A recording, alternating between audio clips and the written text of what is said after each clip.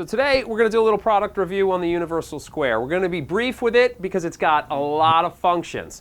It is basically a redesigned version of the regular good old-fashioned Speed Square.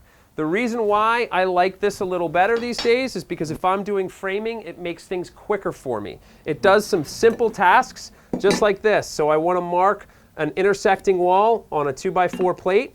I just mark it just like that. Now, the width of this is exactly the same width as a 2x4.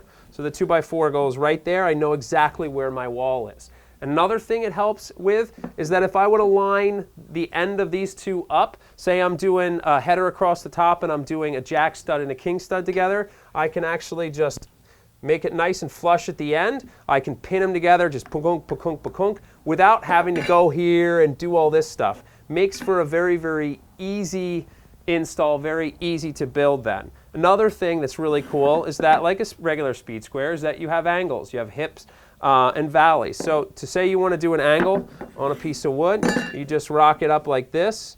Say there's 65 degrees. There's 65 degrees. I just line it up right here. I make my mark, and there's my angle there. So it's good in that sense as well.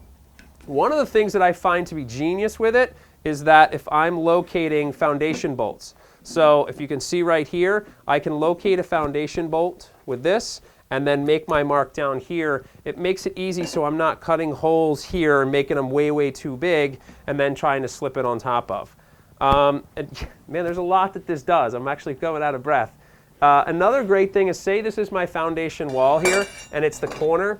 Now, big problem is a lot of times I'll work by myself or I'll send somebody else to work by themselves. So if they're doing a foundation and they're trying to mark for this bottom plate, now it's tough to do that chalk line if you're all by yourself. You're not going to pop a nail in concrete. So now you can just put this like that, and by force it stays there.